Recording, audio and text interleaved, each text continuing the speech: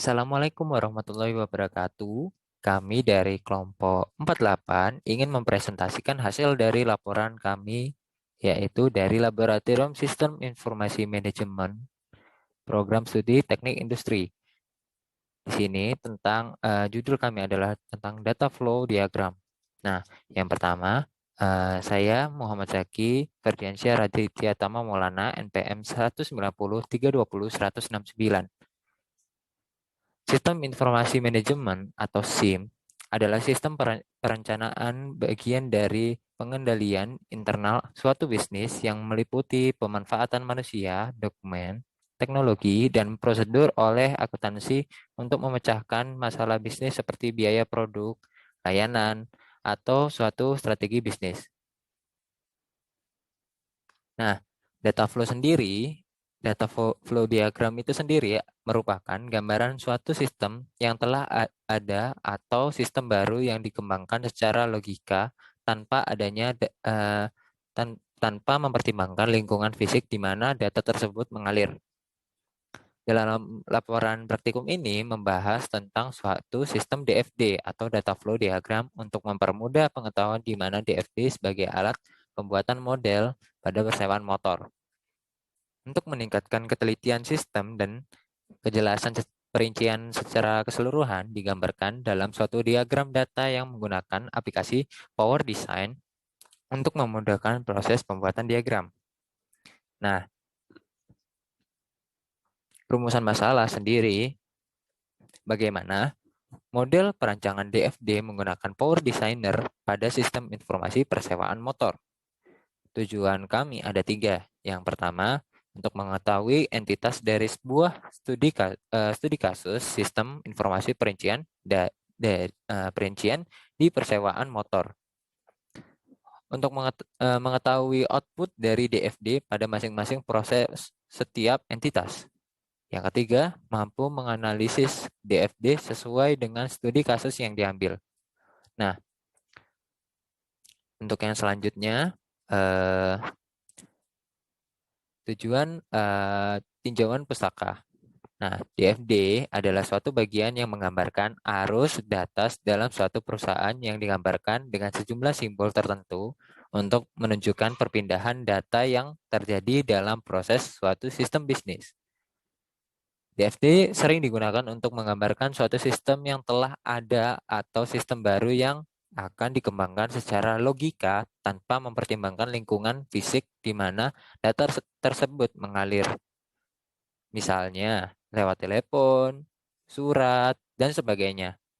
Atau lingkungan fisik di mana data tersebut akan disimpan.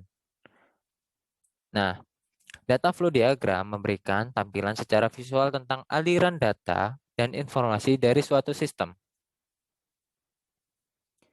Pengertian DFD banyak beberapa ahli yang menyebutkan dari mulai Andri Kristanto, Tata Sutabri, Jugianto, Hartono, Wijaya. DFD logis adalah representasi grafik dari sebuah sistem yang menunjukkan proses-proses dalam sistem tersebut dan aliran-aliran data ke dalam dan keluar dari proses-proses tersebut. Keuntungan dari DFD logis dibandingkan dengan DFD fisik adalah dapat memusatkan perhatian pada fungsi-fungsi yang dilakukan sistem. Beberapa hal yang umumnya dapat diperhatikan dalam mendesain baru tersebut ialah yang pertama, menggabungkan beberapa tugas menjadi satu.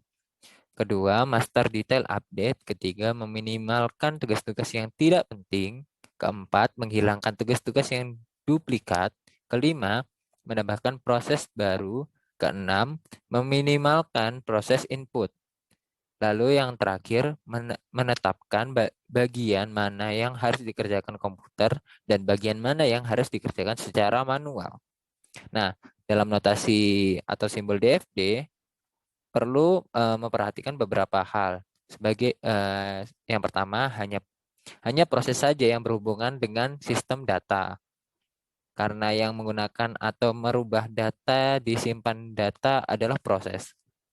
Arus data yang menunjukkan kesimpanan data dari suatu proses menunjukkan proses update terhadap data yang tersimpan di simpanan data. Nah, yang ketiga, proses yang melakukan kedua-duanya yaitu menggunakan dan update simpanan data. DFD sangat berbeda dengan bagian alir atau flowchart. Perbedaannya adalah proses DFD dapat beroperasi secara paralel. Lalu, DFD lebih mencerminkan arus dari data suatu sistem. Ketiga, DFD tidak menunjukkan proses perulangan. Nah, jenis DFD. Jenis DFD dibagi menjadi beberapa, yaitu diagram level 0 atau diagram konteks, lalu data flow diagram level 1, lalu ada juga fungsi DFD.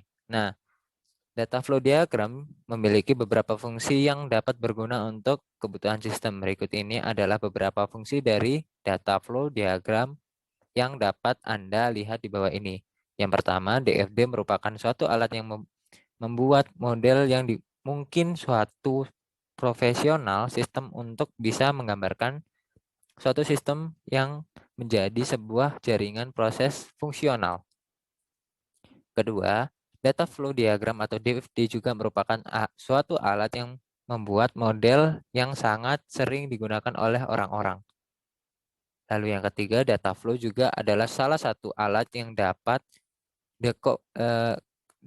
merancang suatu sistem yang berorientasi pada suatu alur data dengan konsep dekomposisi yang bisa digunakan untuk dapat menggambarkan analisis dan juga rancangan sistem yang lebih mudah untuk dapat dikomunikasikan oleh suatu profesional sistem ke pengguna maupun kepada si pembuat program tersebut. Nah, simbol-simbol dalam data flow atau DFD yang pertama adalah simbol external entity. Nah, digambarkan dengan bentuk kotak, persegi panjang.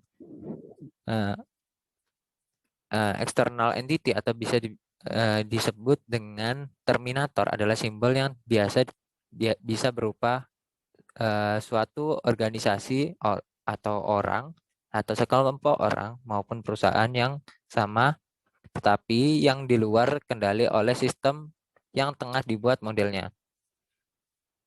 Nah, yang kedua simbol proses. Simbol proses sendiri dari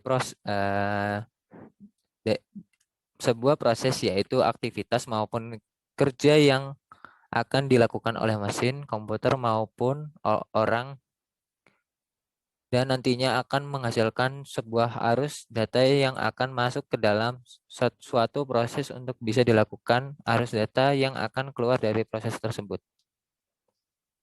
Nah, untuk simbol yang selanjutnya adalah data store. Simbol di atas merupakan simbol dari data store. Data store umumnya sangat berkaitan dengan storage atau penyimpanan. Contohnya seperti database, file, yang berkaitan dengan penyimpanan dengan komputerisasi. Nah, alur data yang menghubungkan data store dengan suatu proses mempunyai pengertian sebagai berikut. Yang pertama, alur data dari data store yang berarti sebagai pembacaan atau pengaksesan suatu paket tunggal data. Yang kedua, alur data ke data store yang berarti sebagai pengupdatean data. Nah, simbol selanjutnya ada simbol data flow. Simbol data flow digambarkan seperti di gambar tersebut. Data flow juga sering disebut dengan arus data yang mana sering disimbolkan dengan tanda panah. Lalu ada package of data, yaitu apabila ada dua data yang lebih atau lebih yang mengalir dari satu sumber yang sama menuju pada tujuan yang mempunyai hubungan digambar dengan satu alur data. Diverging data flow.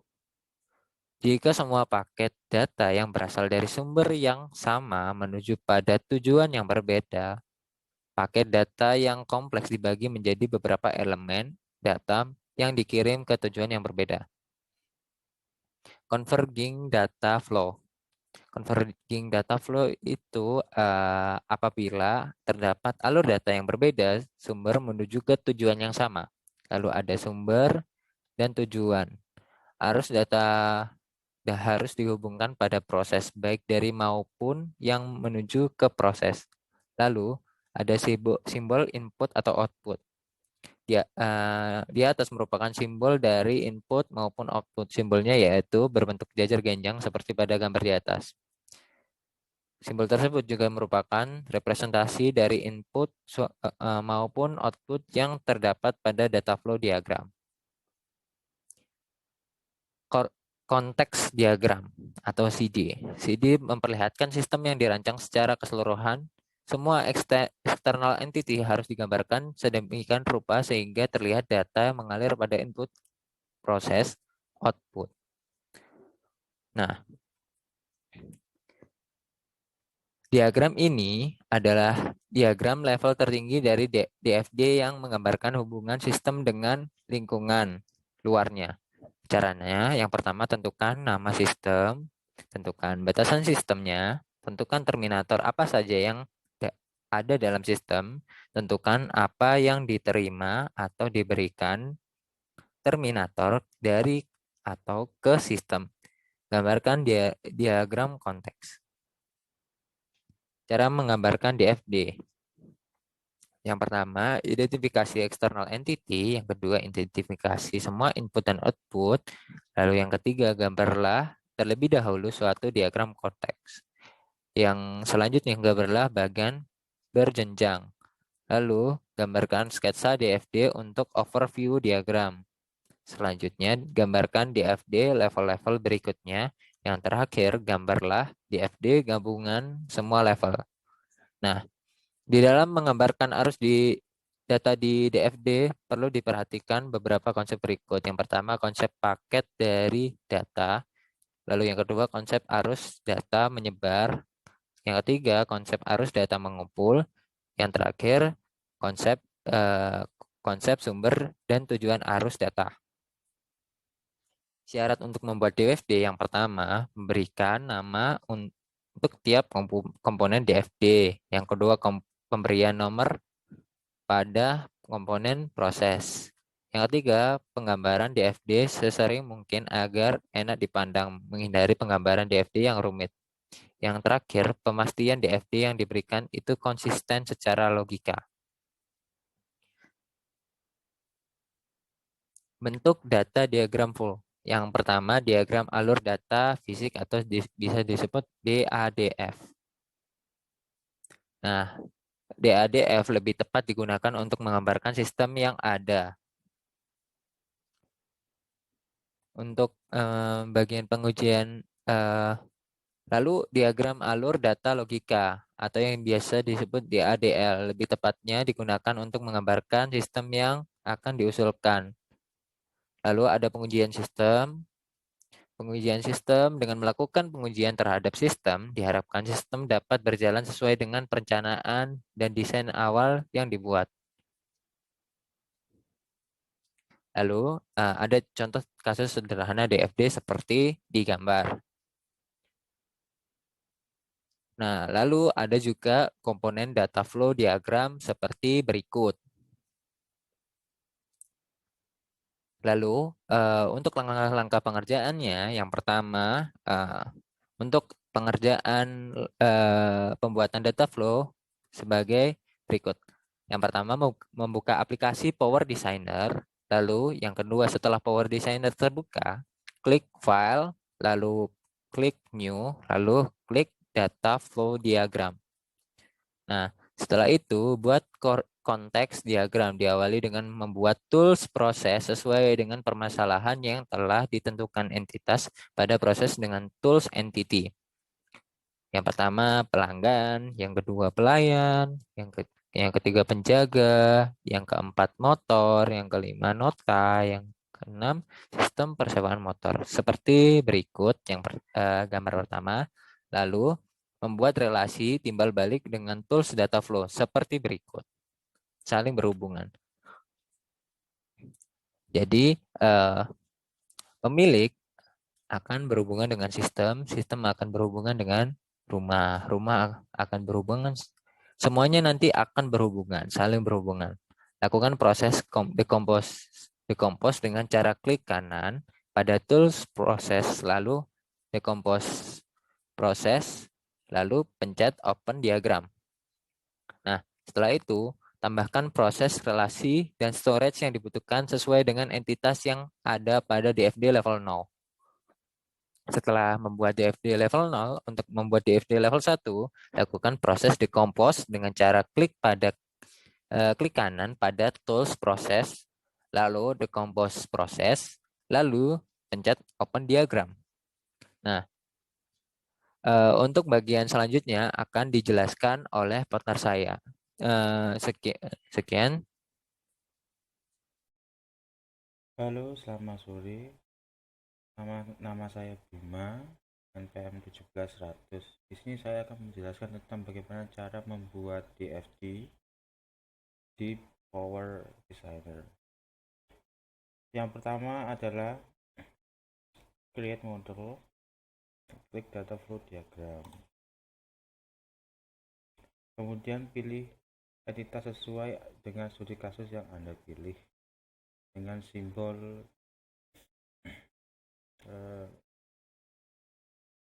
external error entity. Semisal kita buat 2 dengan satu proses.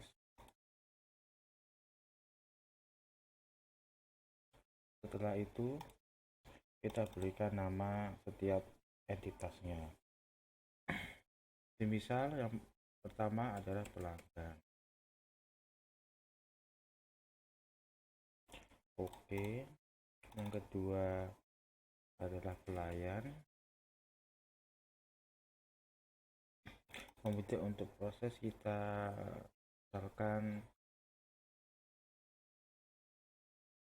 administrasi. Setelah jadi, kita buatkan proses timbal balik tiap antara entitas dan prosesnya.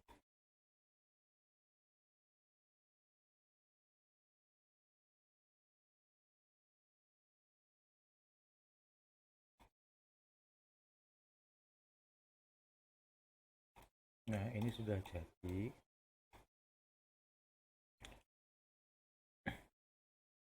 Kemudian jika ingin memberikan nama di setiap timbal baliknya, maka klik kanan, format, dengan diklik konten dan di name. Nah, ini adalah flow 1, format, name, dan sama seperti setelahnya.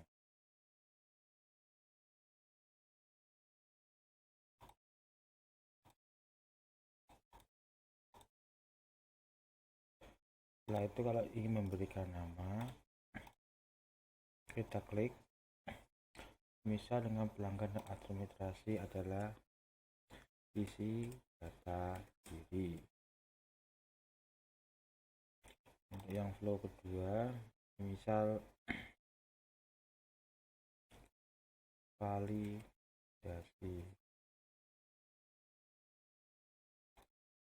Untuk yang ketiga, admin dengan pelayan adalah validasi data. Contohnya flow 4, input data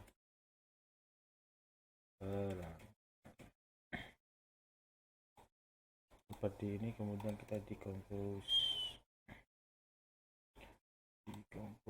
Nah, ini adalah data diagram konteksnya seperti ini. Kemudian ini adalah hasil studi kasus kami untuk data konteksnya. Setelah itu, bagaimana cara untuk membuat diagram level 0? Caranya adalah klik di bagian prosesnya, kemudian kita klik add diagram.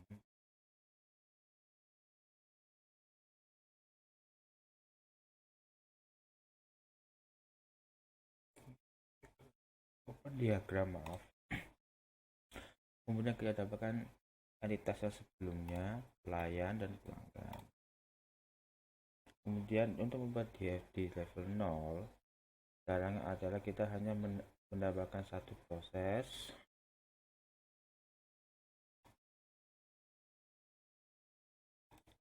dan satu data storage. Jika tidak ada data storage, maka dibiarkan saja, tidak apa. Nah, bagaimana caranya? Sama.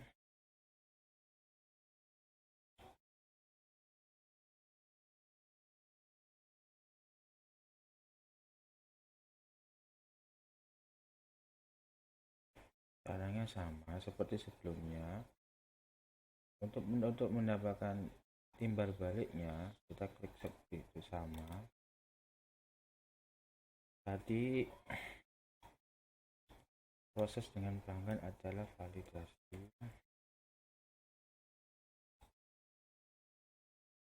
dan pelanggan dan proses adalah isi data diri. Dan juga sama seperti yang pelayan, jika ingin menambahkan nama, maka diklik seperti yang sama seperti sebelumnya, kita klik format dan link, maka terlihat ini validasi.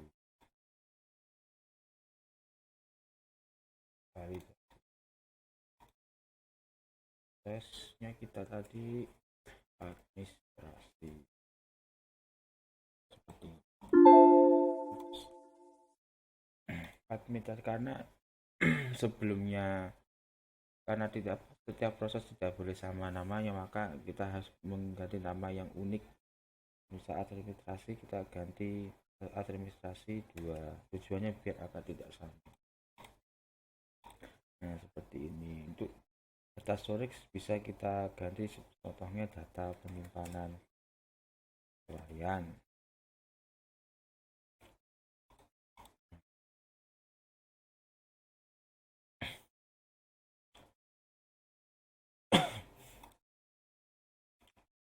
Kemudian dari kita dikompos.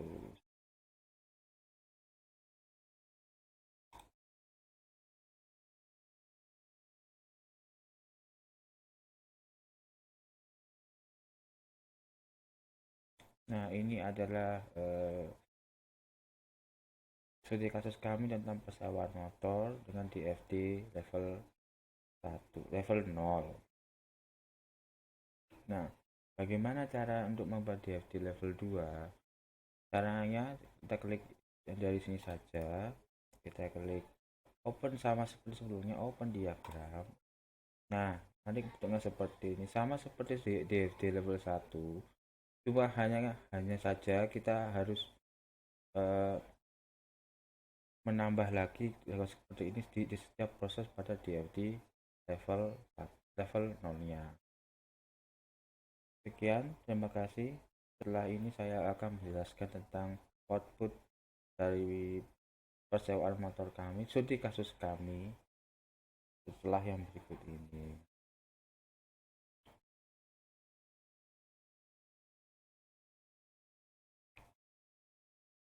Ya, ini adalah output program pada sistem informasi motor adalah gambar seperti berikut. Jadi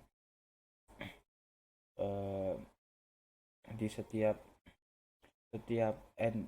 entitas memiliki satu proses, yaitu dalam sistem persewaan motor. Misal adalah pelanggan dengan sistem persewaan motor, yaitu pelanggan memberikan data pribadi, timbal baliknya adalah validasi data, dan seterusnya. Kemudian untuk ini DFD level 0 terdapat 5 entitas dan 5 proses. Sama seperti sebelumnya, misalkan ada hubungan timbal baliknya adalah administrasi, pelanggan memberikan data dirinya, dan outputnya timbal balik admin ke pelanggan adalah isi data. Kemudian print out dari diagram level 1.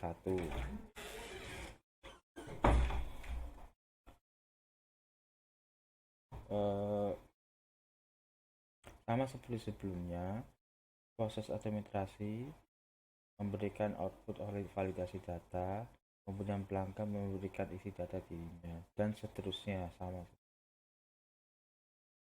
Kemudian untuk analisis outputnya, pada analisis output ini dihasilkan dari diagram konteks dengan hubungan timbal balik di mana 5 entitas dengan pada entitas tersebut yaitu dari pertama pelanggan, klien, pada studi kasus pesawat motor terdapat diagram konteks yang dikembangkan lagi menjadi DFT 0 dan kemudian ke DFT level 1. DFT 0 memiliki 5 proses yaitu administrasi, pemberitahuan, cek ketersediaan berkas, dan bayar. Kemudian sedangkan ada DFT level 1 terdapat 5 proses yaitu admin, pemberitahuan, cek ketersediaan berkas, dan bayar. Sekian presentasi dari kami. Mohon maaf bila ada salah kata. Selamat sore.